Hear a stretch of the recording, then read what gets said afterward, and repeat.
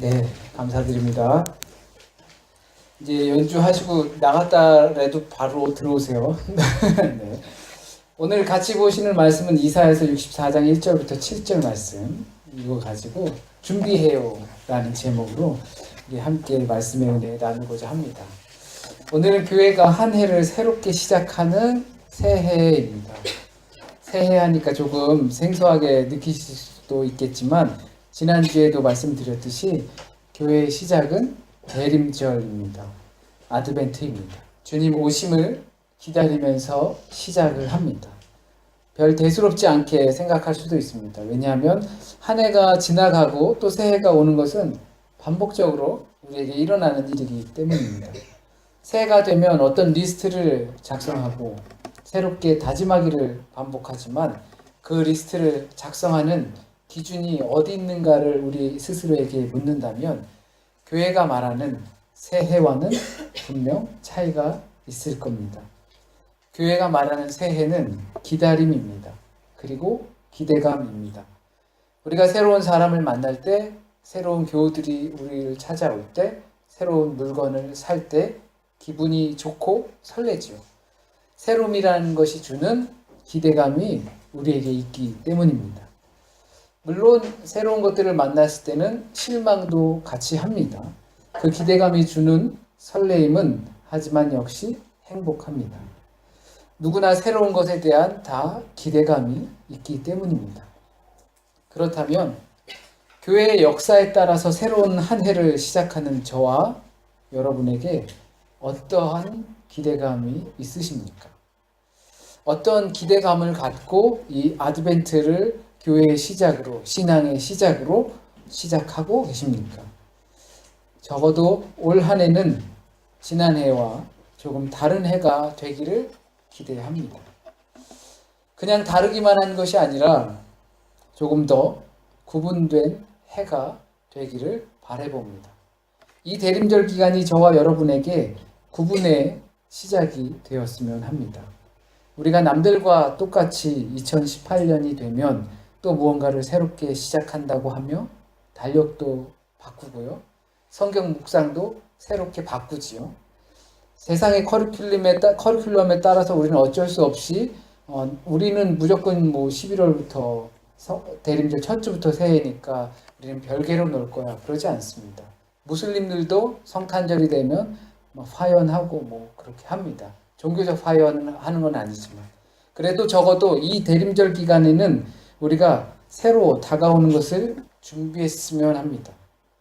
준비된 시작을 했으면 합니다. 2018년에 남들과 동일하게 새로운 해를 맞이하고 촛불도 켜고 펑펑 터뜨리고 그렇게 시작하겠지만 남들은 그제서 시작한다고 치면 우리 그리스도인들은 대림절 기간에 대림절로 시작하여서 그들보다 먼저 무언가 어떤 특별한 기대감을 가지고 준비해서 시작했으면 하는 것입니다. 주의 강림과 주님의 오심을 준비하는 우리는 그렇게 조금 달라야 하지 않을까 생각해 봅니다. 신의 역사는 전쟁의 역사이고 고통의 역사이고 고독의 역사입니다. 사람들을 신을 위해 전쟁을 했습니다. 그리고 자신들의 전쟁을 위해 신을 모시고 끌고 나갔습니다. 자신들이 고통 속에 있을 때 신을 부르짖었고 자신들이 외롭고 의지할 데가 없을 때 신의 이름을 부르짖었습니다. 그래서 신학은 인간학이라는 아주 오래된 태제도 있습니다. 그만큼 신의 역사는 인간의 역사와 매우 가깝습니다. 신 없이 인간 없고 인간 없이 신 있을 수 없습니다. 하나님께서 오늘 기도하시면서 하나님께서 혼돈 가운데 홀로 계셨다가 사람들을 만드셔서 있었던 것입니다. 사람들이 없었을 때 신을 누가 신이라고 불러줄 수 있었겠습니까? 그런데 그 신들의 역사가 있을 때에도 확연히 구분되는 것들이 있습니다. 우리 신의 역사는 굉장히 많습니다. 이야기도 많습니다. 전승도 많고. 그런데 분명히 구분되는 것들이 있습니다. 성경의 하나님과 다른 신들과 비교해 볼 때 차이가 있다면 다른 신들에겐 배우자가 있습니다. 별로 대수롭지 않게 생각하실 수도 있지만 하나님은 배우자가 없습니다. 다른 신들은 신전이 있습니다. 그리스고 터키고 에베소고 어디 막 가도 다 신전이 있습니다. 하지만 성경의 하나님은 성전이 있습니다. 신전이나 성전이나 신이 사는 건 마찬가지 아닌가, 거기서 예배드리고 뭐 그런 거 아닌가 하실 수도 있겠지만, 예수님께서 예루살렘을 방문하셔서 거기서 성전을 더럽히고 편하게 제물을 드리기 위해서 막 돈들을 바꾸고 하는 거기서 호통치셨던 것처럼 신을 그들이 모실 수는 있겠지만 신이 거기에 거주하지 않을 수 있다라는 사실입니다. 마치 우리에게 매년 아드벤트가 찾아오지만 그리스도를 향한 기대감은 한 개도 찾아볼 수 없는 현실처럼 말입니다. 성탄절은 있을 수 있겠지만 거기에 아기 예수는 없는 것처럼 말입니다. 이렇게 성경의 하나님은 다른 신들과 분명한 구분이 됩니다. 이것이 초월적인 하나님입니다. 초월적 하나님이라는 것은 물질에 지배받지 않고 물질을 오히려 지배하는 하나님입니다. 이 초월적 하나님은 세상을 지으셨습니다. 세상을 지으실 때도 다른 신들과 확연한 구분을 할 수가 있습니다. 여타 그 지역, 가나안이나 팔레스타인이나 그 메소포타미아 그 지역에 있는 신들은 신들이 전쟁을 해서 패배한 신의 피를 죽여서 피를 가지고 세상을 만들고 그리고 인간들을 만들고 했던 것, 이런 식이지만 성경의 하나님은 말씀으로 세상을 지으시고 보기에 좋았더라라고 하십니다. 게다가 사람에겐 하나님의 형상을 따라서 하나님의 호흡을 넣어 생명력을 넣어 주셨습니다. 그냥 좀 밑에 있는 신을 인간으로 생각해서 높이 있는 신을 좀 부려먹기 위한 인간을 용도로 만든 것이 아니라 하나님은 인간을 만들고 하나님의 형상을 주고 호흡과 본인의 생명력을 주셔서 그 안에서 기뻐하는 모습까지 하나님께서 성경에서 이야기를 하고 있습니다. 그것은 모두 하나님의 말씀으로 세상을 지으셨다 합니다. 말로 세상을 지었다라고 하니까 말하는 대로 다 되었다라는 거죠. 하나님께서 있어라 하니까 있었고, 그리고 생겨라 하니까 생겼고, 번성하고 양육하라 하니까 번성하고 양육하였습니다. 말하는 대로, 하나님의 말씀대로 된 겁니다.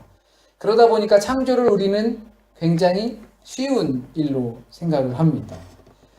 그 말씀이 하나님의 말씀으로 이루어진 그것이 우리가 생각하는 우리 언제 한번 밥 한번 먹자라고 하는 그러한 말과 똑같이 취급을 하는 겁니다. 그러다 보니까 우리 신앙 속에 나타나는 현상이 있습니다. 일주일 만에 세상을 지으셨다 하니까 그리고 말로만 지었다 하니까 뚝딱 이루어졌나 보다, 굉장히 쉬운가 보다 라는 그 생각이 우리의 신앙 속에 나타나는 현상이 뭐냐면 기도하면 다 금방금방 되는 것처럼 생각된다는 겁니다. 우리가 어떤 기대감과 어떤 기도를 하느냐에 따라서 다르겠죠. 간혹 기도를 드릴 때 하나님의 마음에 합한 기도가 응답된다 할 때, 그러면 우리가 기도를 할 이유가 무엇이 있느냐라고 오히려 질문을 받곤 합니다. 응답받는 기도는 하나님의 마음에 합한 기도를 하는 것이 이미 응답된 기도다라고 하면, 그러면 내가 원하는 것을 굳이 막 이렇게 할 필요가 무엇이 있냐라는 거겠죠. 아직 나의 그 하늘을 향한 그 화살 기도, 그 화살을 내려놓지 못하는 거죠.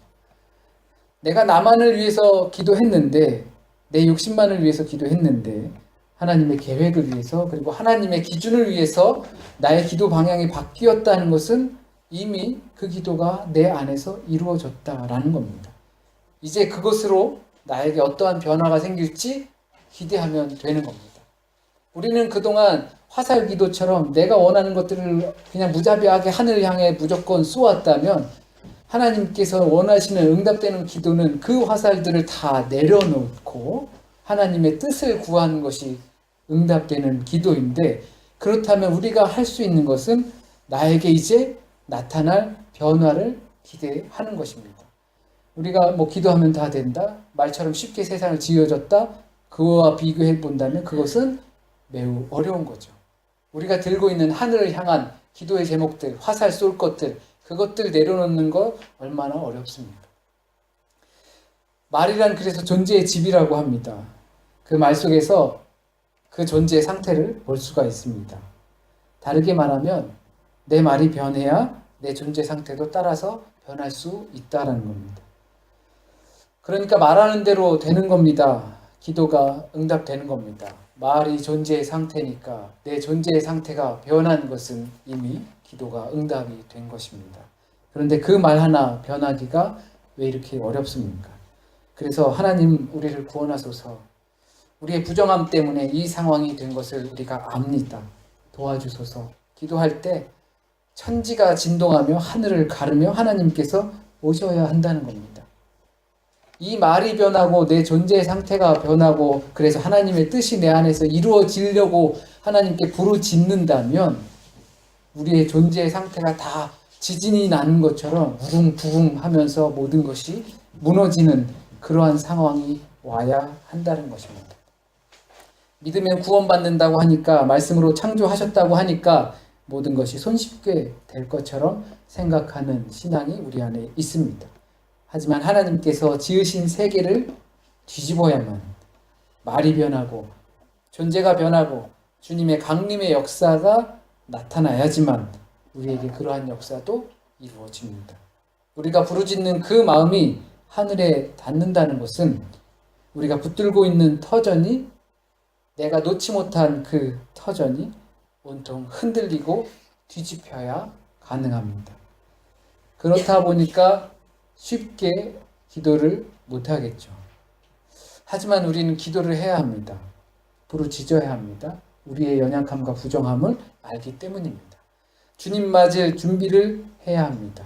주님 우리에게 임하소서, 주님의 임재를 위해 나의 것을 온통 뒤집습니다 라고 우리는 주님의 임재를 위해 간구하고 기도해야 합니다.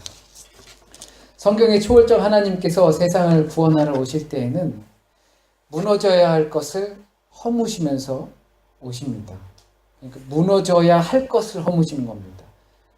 생존해야 할 것을 허무시는 것이 아니라 성전 안에 하나님이 임재하시는데 예수께서 그 성전을 보시고 3일 만에 무너뜨리고 다시 짓겠다라고 하시지 않습니다. 왜냐하면 거기 안에 하나님이 계시지 않기 때문에, 헛된 것을 섬기고 있기 때문에. 우리가 하나님께 드린다고 하면서 신을 모신다고 할 수는 있지만 하나님께서 그 안에 계시지 않으면 허사가 되는 그것과 같은 상황 속에서 그것은 무너져야 합니다. 놓아야 할 것을 하나님은 놓게 하십니다. 뒤집히지 않는 것은 하나님께서 뒤집히십니다. 하나님께서 강림하시는 것이 바로 그것입니다. 그래서 성경의 하나님은 초월적이면서도 내재적 하나님입니다. 이 내재적 하나님은 우리가 예수 그리스도를 통해서 신약의 특징임을 볼 수도 있습니다. 말씀이 육신이 되어 세계 속에 내재하시기 때문입니다. 하지만 이 또한 초월적인 하나님입니다. 땅에, 물질에 속해서 내재하면서 사시지만 또한 물질에 지배받지 않기 때문입니다. 도리어 물질을 지배하시면서 사시기 때문입니다. 누구든지 다 신전 앞에 가서 자기의 방식대로 자기만의 욕심을 위해서 신을 모신다, 섬긴다 하지만 허사의 일을 하지만 주님께서는 그와 같이 사람들과 같이 물질에 지배받아서 자기 욕심에 지배받아서 하시지 않기 때문입니다.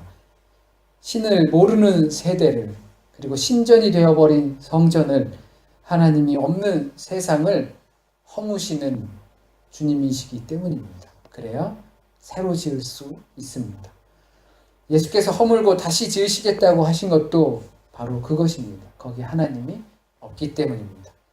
이렇듯 우리가 기대하는 새로운 새해는, 새로운 시작은 우리의 존재를 뒤집어야지만 가능합니다. 그래야지 우리의 역사가 이루어집니다. 하나님의 말씀이 우리 안에서 효력을 발휘합니다. 주여 우리를 불쌍히 여기소서. 부르짖을 때는 우리 안에 무너뜨려야 할 것을 허물어야 한다라는 각오를 갖고 우리는 기도해야 합니다. 그것이 우리의 준비입니다. 그래야만 새로운 것을 우리는 기대할 수 있습니다. 나는 버리지 않고 새로운 것이 들어오기를 바란다는 것은 우리 한계 있는 우리에겐 터무니없는 말과도 같습니다. 새로운 해, 새로운 날, 새로운 것이 되기를 기대한다면 우리는 분명히 허물어야 할 것들, 비워야 할 것들, 버려야 할 것들을 처분해야 합니다. 하나님께서 강림하실 때 그것들을 이루시면서 강림하신다는 겁니다. 만약에 그러한 강림을 기도하지 않는다면 우리는 아드벤트 기간은 있지만 예수 그리스도의 강림하심을 기대하는 그 기대감은 없다는 겁니다. 우리는 그것을 준비해야 새로운 날을 맞이할 수 있습니다. 만약 우리가 이 시기를 그렇게 보내지 않는다면 우리도 다른 이들과 다름없이 준비 없는 2018년 새해를 맞이한다면 아무리 눈 씻고 찾아봐도 교회 밖의 화려함 속에서 희희낙낙하는 저 사람들과 우리는 아무런 차이를 느끼지 못합니다. 그것을 누가 원합니까?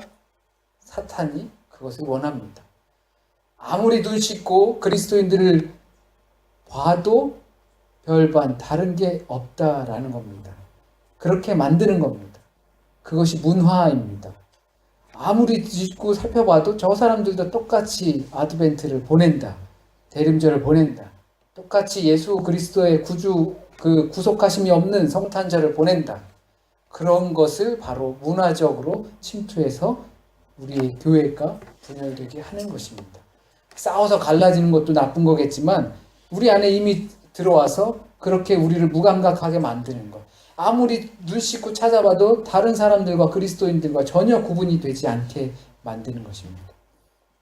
옛날에는 교회가 많은 부분에 있어서 선두주자였고 기준이 되었었고 그리고 모든 것을 많이 이끌어 갔었습니다. 하지만 요즘은 세상이 기준입니다. 가르침도 삶도 모두 세상이 기준이 되어서 세상이 먼저 됩니다. 우리가 세상 속에 산다는 것을 어떻게 배제하면서 살 수 있겠습니까? 우리는 초월적인 인간이 아니기 때문입니다. 우리가 하는 학업이 있죠, 직장이 있죠, 나이 있죠. 절대 우리는 거기서 탈피가 안 됩니다. 하지만 우린 누구에게나 육체적, 물질적인 커리큘럼이 있지만 방학을 어떻게 보내느냐에 따라, 휴가를 어떻게 보내느냐에 따라, 젊음의 시간을 어떻게 보내느냐에 따라서 우리의 실질적인 현실은 달라질 수 있습니다. 우리가 아드벤트, 마치 방학과도 같은 그런 기간을 어떻게 보내느냐에 따라서 우리의 새해는 분명히 달라질 수 있습니다. 우리의 무너져야 할 것들, 허물어야 할 것들, 버려야 할 것들, 뒤집어야 할 것들, 그것을 뒤집는 준비의 기간이 되어야 합니다. 만약 내가 그렇게 하지 않는다면 누가 하겠습니까? 만약 영적인 준비 없이 시작한다면 육적인 시작이 어떻게 되겠습니까? 기대할 게 없습니다. 무엇을 기다립니까? 무엇을 바라고 또 무엇을 희망하고 계십니까? 그렇다면 무엇이 필요한지 준비해야 합니다. 대림절은 교회의 시작으로 교회는 주님의 오심을 기다리는, 주님의 오심을 준비하는 곳입니다. 물론 성탄절을 준비하는 기간이기도 하지요. 하지만 주님의 처음 오심을 기념하며 다시 오신다고 하셨던 그 하나님의 나라를 기다리면서 준비해야 합니다. 그 하나님의 나라는 하나님이 주인이 되는 나라입니다. 하나님이 임금이 되는 나라입니다.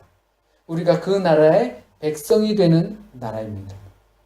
우리 그리스도인들은 그렇게 시작합니다. 주님의 임재를 기대하면서 이 시기를 보냅니다. 그저 추상적인 임재가 아니라 실제적인 임재입니다. 내 삶, 우리의 공동체를 운영하는 그 부분에 있어서 주님의 주인이 되셔서 그것을 좌지우지 하시는 것이 실제적 임재입니다. 정말로 우리의 삶이 하나님 나라의 백성으로서 내 마음의 법이 아닌 하나님의 법을 따라서 살아가기를 기대하는 마음으로 새로움을 맞을 준비를 하는 곳이 교회이고 그리고 그 시기가 아드벤트 대림절입니다. 문화적 대림절을 보낼 수 있지요. 인간의 도리도 해야겠죠. 하지만 그리스도인에게 대림절은 그것을 준비하는 기간입니다. 하나님의 나라가 나로부터 역사하기를 기대하며 준비하는 기간입니다. 많이도 아니고 마음만이라도 그렇게 하자는 겁니다.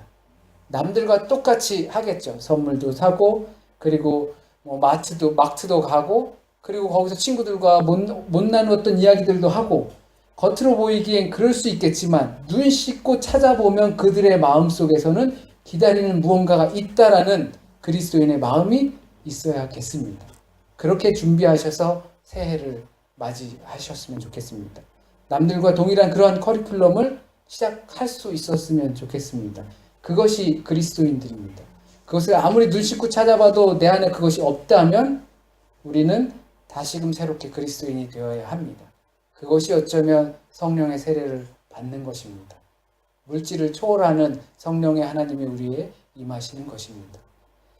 우리 대림절 기간을 보내는 비스바된 아름다운 요 모두가 조금이라도 작은 시간이라도 그 그리스도의 오심을 기대할 수 있었으면 합니다. 잠시 기도드리겠습니다. 주님 오시옵소서. 이 땅에 오시옵소서. 우리를 구원하시고 우리를 살리시고 우리를 건지시기 위해 우리 오시옵소서. 세상의 생각과 세상의 기준과 세상의 삶의 문제들로 인해서 주님의 능력을 외면하고 주께서 우리 안에서 일하시고 역사하시게 하는 그 효력하심을 외면하면서 살아가는 우리의 삶 가운데 임재하여 주시옵소서. 하지만 두렵습니다. 주께서 우리에게 임재하시고 우리의 위에서 실제적으로 영향을 미치시면 내가 놓아야 할 것이 얼마나 많고 내가 뒤집어야 할 것이 얼마나 많고 지금까지 쌓아놓은 많은 것을 얼마나 많이 허물어야 할지 하나님 두렵습니다. 하지만 우리 안에서 무엇이 더 소중한지 다시 한번 생각하게 하여 주십시오. 우리가 바라고 있는 것이 무엇인지 육체적 욕망이 아니라 하나님께서 우리에게 임하셔서 우리를 구원하시는 그날임을 다시 한번 생각하며 진실로 우리가 바라는 것이 그것임을 고백하게 하여 주시옵소서. 마음으로 준비하고 또 준비하여서 새로운 해를 맞을 수 있는 우리 다른 구별된 그리스도인들 되게 주님 임하여 주시옵소서. 혹시라도 오늘 전해진 말씀 가운데 잘못 전해진 말씀 있으면 주님께서 온전한 말씀만 우리 안에 남게 하여 주셔서 오늘 우리에게 하시고자 하셨던 그 말씀이 뿌리 내리고 열매 맺게 하여 주시옵소서. 한 주간의 삶도 주님께 맡깁니다. 세상은 여전히 화려합니다. 고요하고 거룩한 밤이 아닙니다. 화려하고 그리고 흥청망청의 세상이 될 수 있습니다. 하나님, 우리도 그 안에서 휩쓸리지 않게 하여 주시고 마음을 바르게 잡고 주님 향한 마음 잊지 않게 하여 주시고 화려함 가운데에서 그늘진 곳을 찾아 그리스도인의 이름을 비출 수 있도록 주님 인도하여 주시옵소서. 모든 말씀 우리 주님 예수 그리스도의 이름으로 기도드립니다. 아멘.